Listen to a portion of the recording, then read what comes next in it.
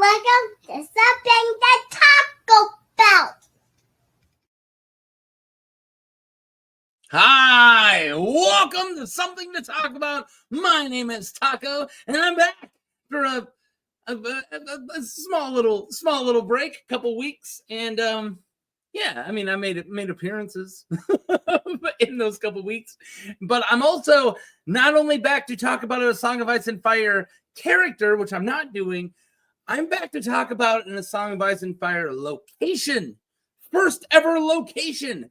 And I picked the Whispers, which it's the one I want to talk about the most. I love the Whispers. It's definitely one of my favorite locations. I got to make a new one of these. This is what's going on if you don't know. This says characters, but I got to make one that says explore a location from the lore. I'll make a new one. But everything else, spoilers, definitely. And yeah, I just do this all in one big long take. So pause that, read it, just pretend I'm talking about locations. You ready? You guys ready to talk about the Whispers? One of my favorite characters, Nimble Dick, will be very prevalent in this episode. And yeah, I'm pumped. Let's not keep going. So let's get moving into the thing. So I will talk about its location, the kingdom that it's in. This is the first time I'm doing this, so we'll see. Maybe the format's going to change. And then once I get into after the description of the area, then I'm going to do the events that take place in said area during the books. And that's going to be spoilers for Brienne chapters in Feast for Crows. So yeah. I'll share it one more time. Let's get into it. The Whispers and House Crabb. So the Whispers is a ruined castle of House Crabb on Crackclaw Point in the northeastern Crownlands. I'll show you here in a second. House Crabb is a noble house from the Crownlands sworn to King's Landing, and its lands are found on Crackclaw Point, which I already said. Archmaester Gildane considers the crabs of Crackclaw Point to be half wild. Oh, Sir Clement Crab and Sir Ryan Redwine, both of the King's Guard, broke 30 lances on each other at the tourney in King's Landing on 98 AC, which celebrated King Jaehaerys I's 50th year of rule. Wow. The king eventually declared them both co-champions. Just a little bit of House Crabb for you. A little bit of crabbing around. Definitely got more about House Crabb, but yeah. But I just had the Whispers. I just had the first sentence, so then I added in that stuff about House Crabb. So, like I said, Crownlands on Crackclaw Point. So let's look at that map. And yeah, kind of that point up there, it's up there. We got another map coming up that's going to show you a little more.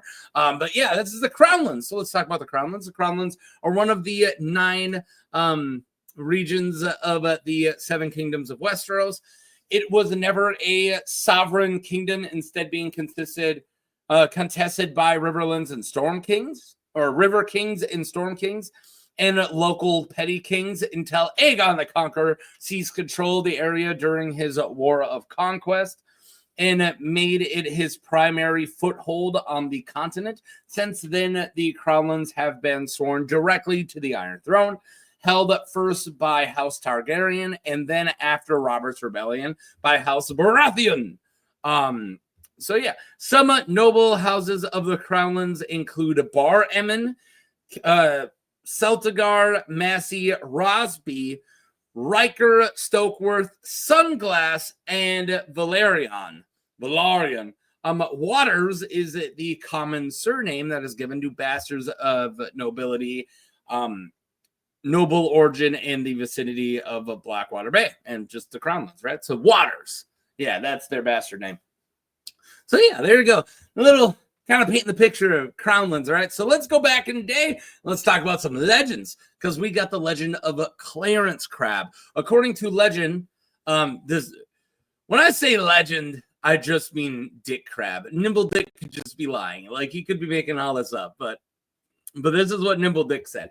The ancient castle received its name from the whispering heads of the victims of Sir Clarence Crab, a fabled knight of Crackclaw Point. Also, according to Dick Crabb, Sir Clarence was 8 feet tall and strong enough to uproot trees and throw them half a mile. He was so heavy that only an auroch could carry him, not a horse.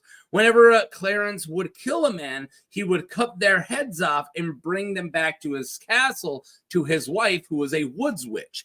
The dead heads would give him counsel, right? Because they were like severed heads that are alive, and talk amongst themselves in a whisper. I'm assuming since they don't have lungs, they're just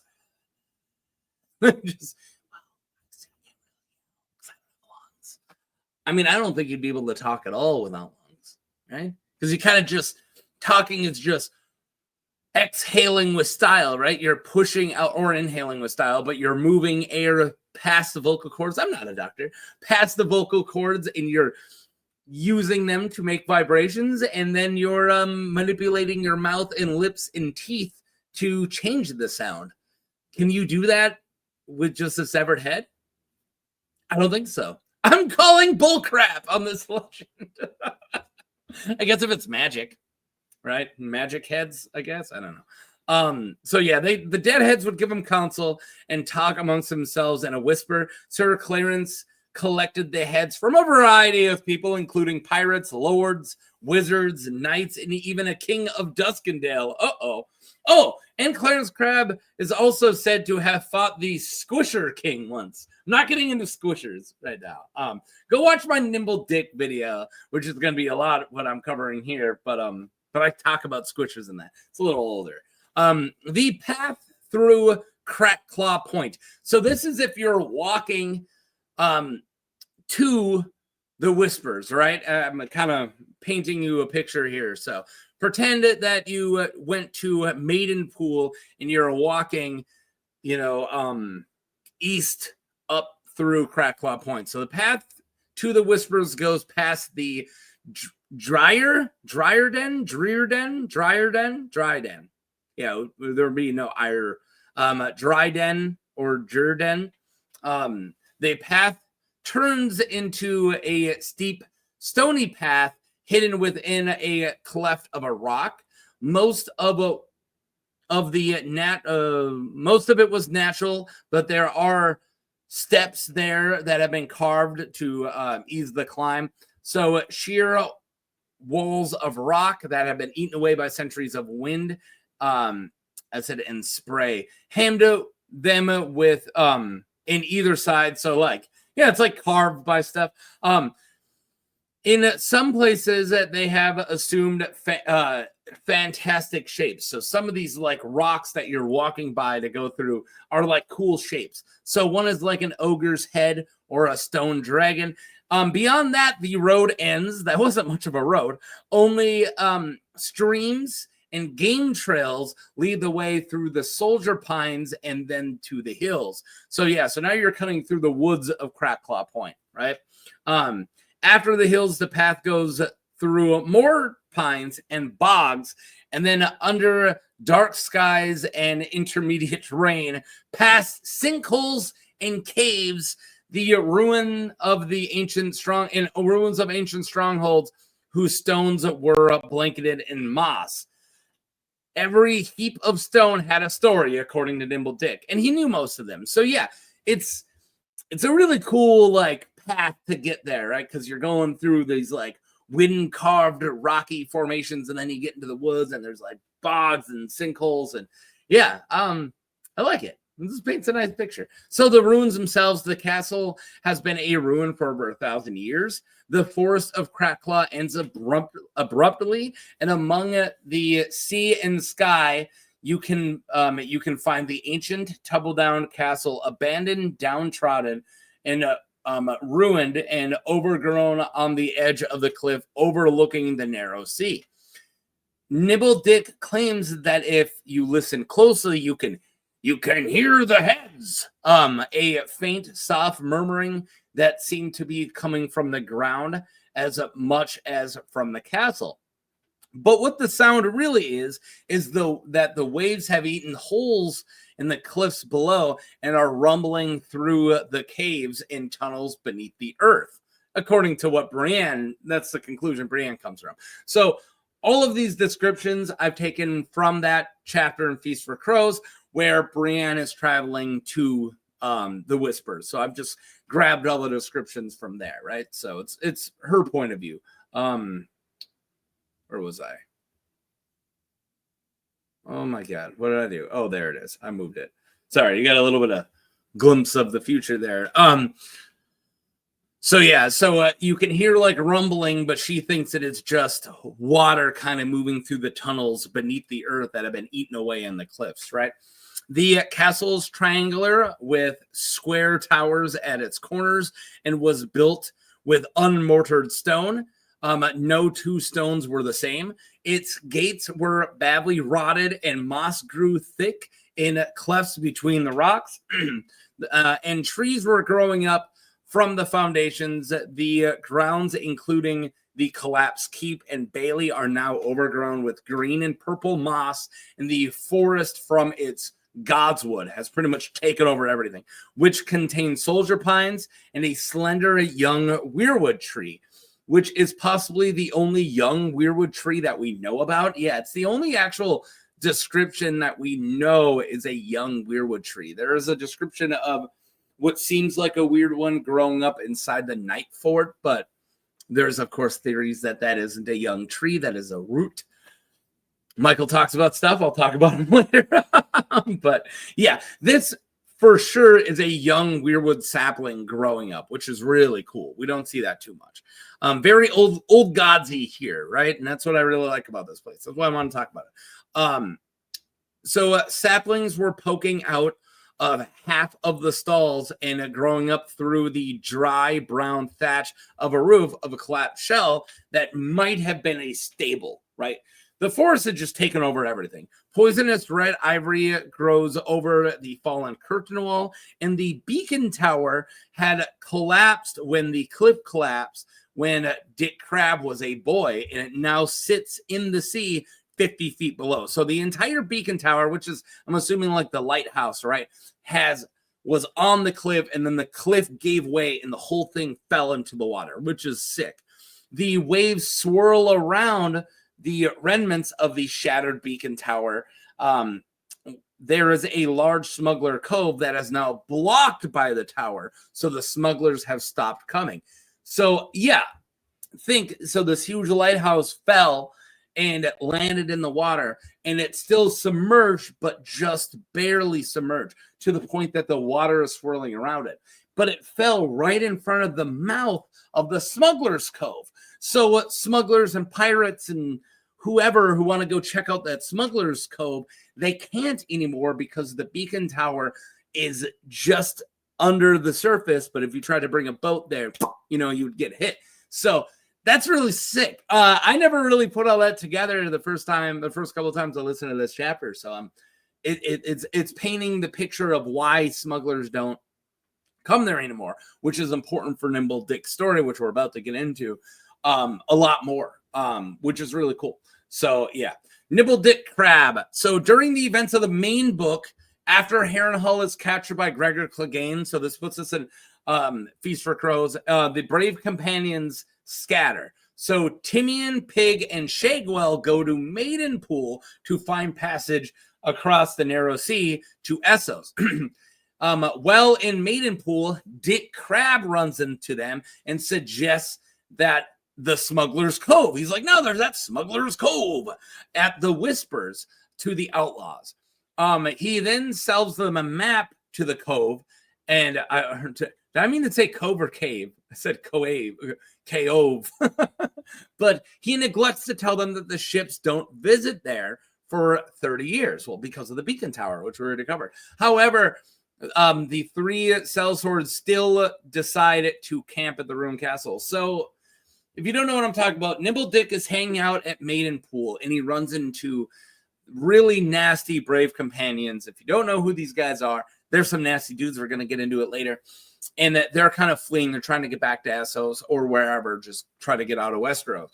And they run into Nimble Dick, who's a bit of a swindler, I love Nimble Dick. He's one of my favorite characters. And he sells them a map through everything I just explained, right? It's probably this map right here, right? And it explains how to go through Maidenpool and then, or past Maidenpool, and then all the way cut through the forest and the bogs and stuff like that. So he sells them that map to the Smugglers Cove, but he doesn't tell them that the beacon tower has fallen and you can't even use the Smugglers Cove anymore. So no one's there, which is a rib. It's a bit of a rib. he's a bit of a swindler. So Brienne of Tarth, seeking Sansa, thinks that she is with Dantos. So she is tracking a fool. Of course, Dantos is dead, but she doesn't know that.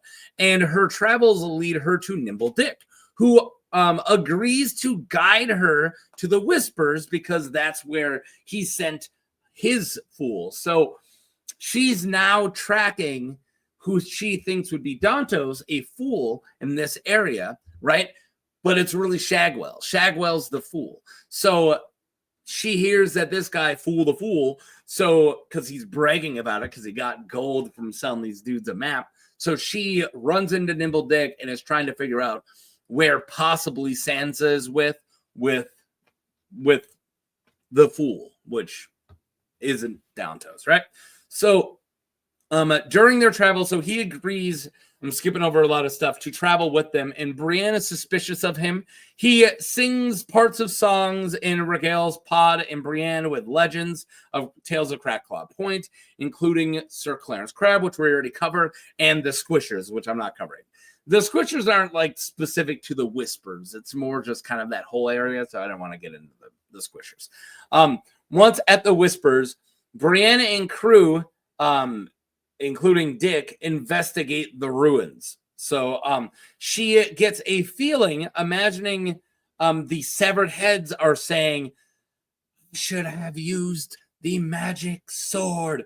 And she has Pod fetch Oathkeeper and then gives the sword she is carrying to Nimble Dick. They find the recently put out cookfire, and Brienne realizes that their quarry is still around. So what did I just say?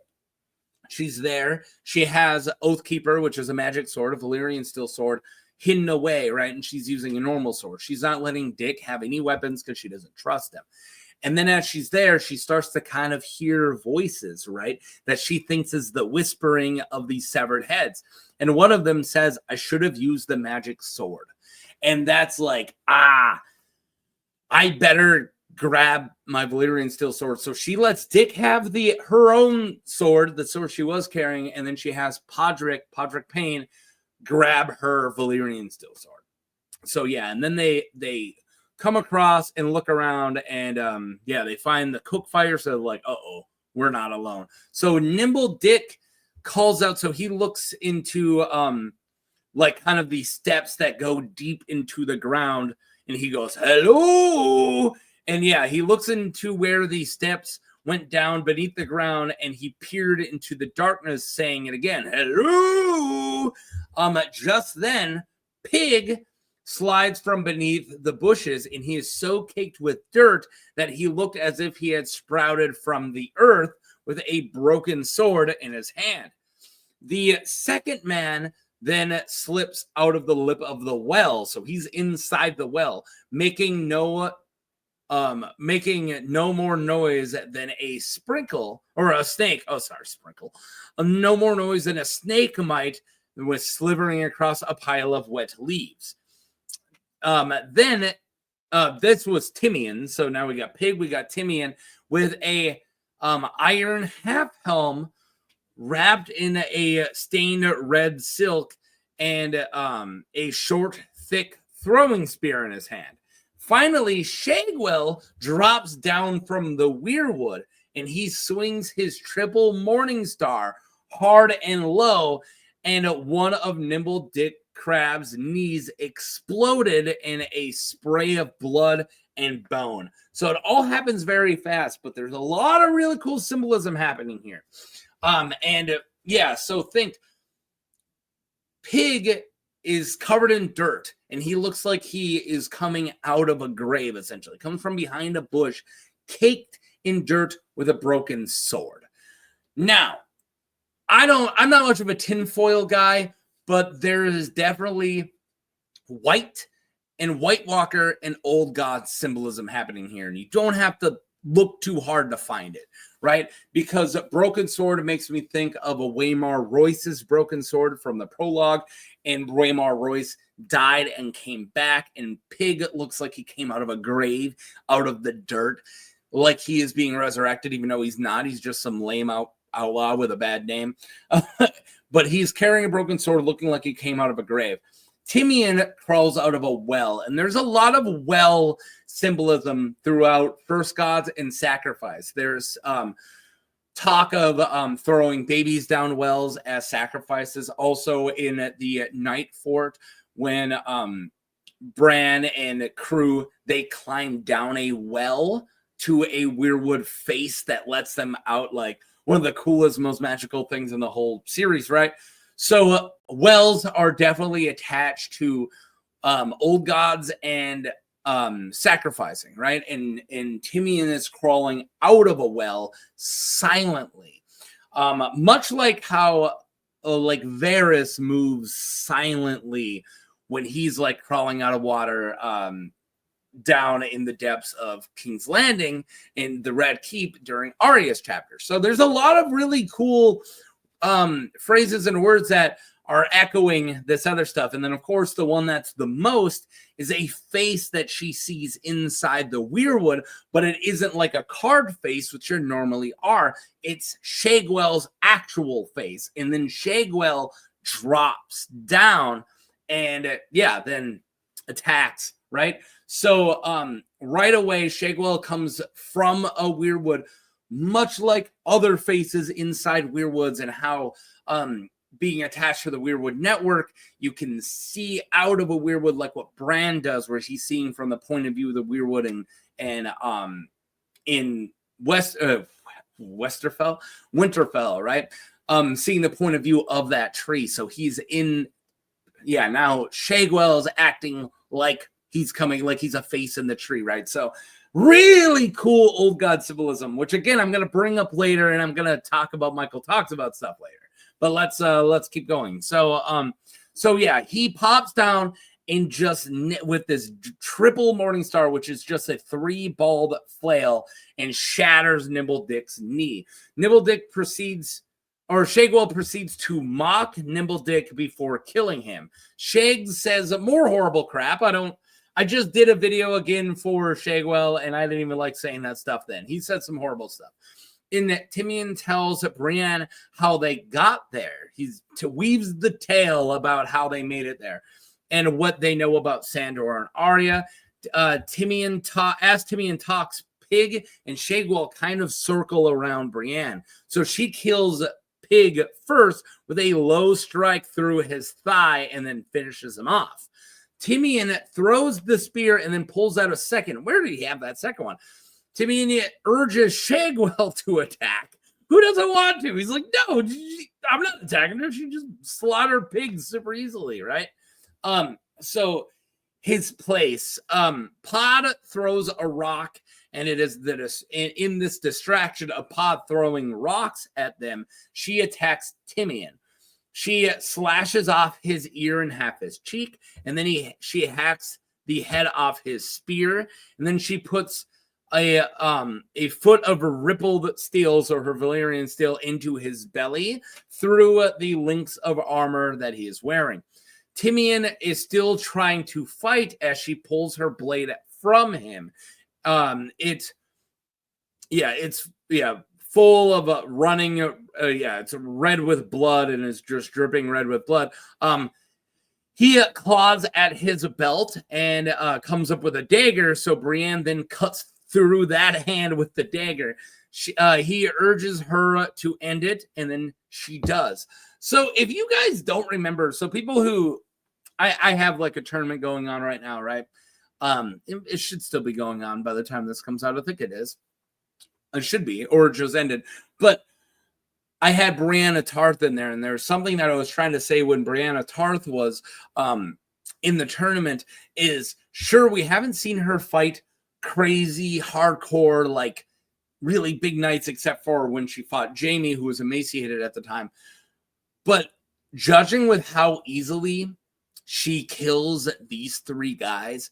Brienne's really good. And in going through this chapter again, it really made me realize of the ease that she has. She doesn't struggle at all with Pig Timian and then later Shagwell. She literally just like dodge your spear, cut your face.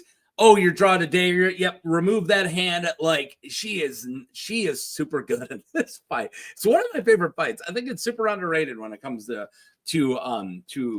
a character like a POV character's fight. Like when we have that first hand front row seat of a fight. It's really good. So where was I at? So she cuts her hand off. He urges her to end it, so she does. So then Pod is pelting Shagwell with these stones from a fallen wall that he was standing on amongst the ivy. Shagwell yields, I yield. And Brienne makes him dig a grave for Nimble Dick beneath the weirwood with his bare hands. And she says, he was a crab, this is his place. So then afterwards, Shags attacks her from behind with a jagged rock, and she kills him brutally with the dagger. I don't want to get into it. If you want more, my remake for my Shagwell video isn't very old, and I read that chapter for this, and I go over a lot of this, but more from Shagwell's point of view, if that's something that you're interested in. This is a lot more broad of what's going on, right? So yeah, Shagwell attacks her, and she stabs him in the gut over and over and again until he dies. Her and Pod lower Dick into the grave, and she pays the dead Nimble Dick the 2 gold that she owes him. Hyle Hunt then laughs at them, and together they shove dirt on the top of the grave, and Nimble Dick, the grave of Nimble Dick, as the moon rose higher in the sky, and below them, the ground, below the ground, the heads of the forgotten kings whisper a secret. I literally took the ending word for word from the ending of that chapter because I love that. When they lower Nimble Dick into the ground, below the earth, the heads are whispering, right? They're talking. It's a really cool chapter. I think it's a really underrated chapter. And it's why I love the whispers. I love this creepy the forest in like the earth, if you will, has taken it back, right? Has overgrown and it literally like reconquered this castle. And I find that so cool, and especially the story of the whispering heads that you still can hear. I love it so much. All right, so let's talk about it. I already talked about it a little bit, but yeah, the old god symbolism. So this is my first location vid. Feel free to like and subscribe if you want to see more locations, and tell me of a location that you love for me to cover.